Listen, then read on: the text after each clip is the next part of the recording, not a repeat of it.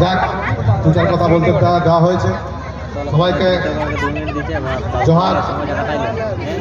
কর্মী আন্দোলন গোটা ভারতবর্ষ জুড়েই চলছে। আমাদেরও এখানে সমাজসমিতি অল্প চলছে, অল্প নয়, আপনারা প্রায় লাক্ষাধিক লোক মানুষ এখানে সমবেত হয়েছেন।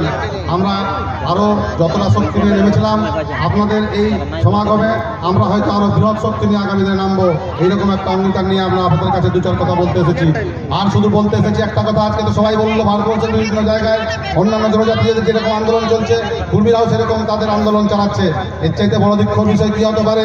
স্বাধীনতার প্রায় 73-74 বছর হতে চলেছে, এখনো পর্যন্ত জনজাতিরা তাদের ভাষা, তাদের সংস্কৃতি, তাদের পরিচয় ফিরে পায়নি। তবু ভারতবর্ষের রাজনৈতিক নেতারা বা রাজ্যের রাজনৈতিক নেতারা তারা বলে বেড়ায়, কেউ বলে বাংলা গাচ্ছে, কেউ বলে দেশে গাচ্ছে, কিন্তু এখনো পর্যন্ত জনজাতিরা তাদের ভাষা, সংস্কৃতি এবং নিজের পরিচয় পায়নি। এর চেয়ে বড় লজ্জার কি হতে পারে? এই দুঃখ নিয়ে আমাদেরকে আন্দোলন নামতে হচ্ছে। আমরা চাইনি অন্য কিছু। আমরা বলেছি যে আমাদের পরিচয় ফিরিয়ে দাও। আমাদের পরিচয় যদি আপনারা ফিরিয়ে না দেয়, তাহলে গোটা জঙ্গলমহল নয়, গোটা ভারতবর্ষকে আমরা স্তব্ধ করে দেবো। আগামী দিনে আপনারা ওই যে পুলিশকে মহলগুলো বলে বলেছেন আমাদের সমস্ত নেতাকর্মীদেরকে, আপনারা কি বলে বেরিয়েছেন? আমি সেটা হয়তো দিন ছিলাম না, কিন্তু রাজেশ তাকে নাকি বলেছে, আমাদের সুদীপকে নাকি বলেছে, আমাদের এই অভিযোগকে নাকি বলেছে তারা নাকি পিছিয়ে মেরে দেবে। হে আইএস আইপিএস অফিসার, আমাদের বয়সটা কম হতে পারে, কিন্তু আপনি চেয়ে রাখুন আপনার মতো অনেক আইএস এবং আইপিএসকে আমরা পার করে দিয়েছি। আপনি তো অনেক ছোট। আমাদের ট্যাক্সের পয়সায় আপনি বেতন পান। আমরা কর্মীরা যে ট্যাক্সের পয়সা ভারত সরকার এবং পশ্চিমবঙ্গ সরকারকে জমা দিই, সেই ট্যাক্সের পয়সায় আপনার বউ শাড়ি এবং ব্লাউজ কিনেন। আপনি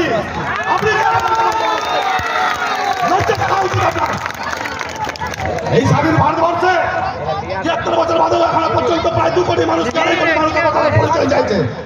আপনারা বলেন আমরা নাকি আনলফুল অ্যাক্টিভিটি করছি রাস্তা ঘেরাও করে?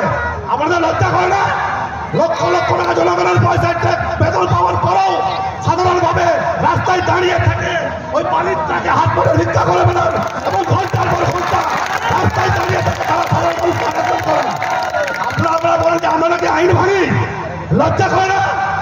আর কতদিন হবে চলবে দেশটা? দিন আসছে আপনাদেরকে এইরকম সাধারণ জনগণ পিটিয়ে খেদিয়ে মারবে যদি আপনারা এখনো পর্যন্ত সঠিকভাবে না চিন্তা করেন। নমস্কার, আমি আর কিছু বলতে চাই না, সময়টা খুব কম। আর আগামী দিন একটা কথাই বলছি, এই যে রাজনৈতিক নেতারা আছে এদের পেঁধে আর ভোলার দরকার নাই। এদের এই নতুন একটা সরকার ছিল 2011 সালে, এরা কিন্তু আমাদেরকে নানা রকম দিনের পর দিন ঘুরাচ্ছে। সেদিন নবান্ন তো আমরা গেছিলাম, 5 জন আমরা ঢুকেছিলাম। লাস্ট পর্যন্ত যখন যুক্তি তর্ক ওনারা পাচ্ছেন না, তখন নির্লজ্জ বেহায়ার মতন কি বলছেন শুনুন। বলছে এর চাইতে আর আমাদের কিছু ডকুমেন্টস নাই, এর চাইতে আমাদের কোনো ডকুমেন্টস আর নেই, আমাদের যা খাবার পাঠিয়ে দিয়েছি। অভিজিৎ ভাই ধরেছে কি পাঠিয়েছেন? আন্দোলনকারীদের কোনো চিঠি করেছেন? করেননি। কিসের গণতান্ত্রিক সাধারণ ব্যবস্থা আপনাদের এখানে? আমরা আন্দোলন করছি দিনের পর দিন, আপনাদেরকে একটাও চিঠি দেননি, কোনো মেমো নাম্বার দেননি, আপনারা বলছেন পাঠিয়ে দিচ্ছি। আমরা অনেক কষ্টে বহু তথ্য জোগাড় করেছে অভিজিৎ ভাই, সেখানে তারা নতুন করে প্রপোজাল বানাচ্ছে। আরে প্রপোজাল তো অনেক আগেই হয়ে গেছে, জাস্টিফিকেশনটা পাঠিয়ে দেন। পাঠাতে তারা চাইছে না। অনেক অঙ্গ ভারতবর্ষের রাজনীতিবিদরা আমাদেরকে শোধন করার জন্য দিনের পর দিন অনেক অঙ্ক কষে, কি করে আরো 100 বছর আমাদেরকে শাসিত করবে সেই রকম তারা দিনের পর দিন অঙ্ক কষে যাচ্ছে। যাই হোক, বক্তব্য দীর্ঘায়িত না করে শুধু একটা কথাই বলি, সবাই একসাথে বলুন জয় গোলাম, জয় গোলাম। দুনিয়ার করবে, দুনিয়ার করবে। যদি একটা কোথাও কোন কুর্মীর মা বোনের বা ভাই বোনের বা কাকা কাকিমার কোথাও অসম্মান হয়, আমাদেরকে খবর দেবেন।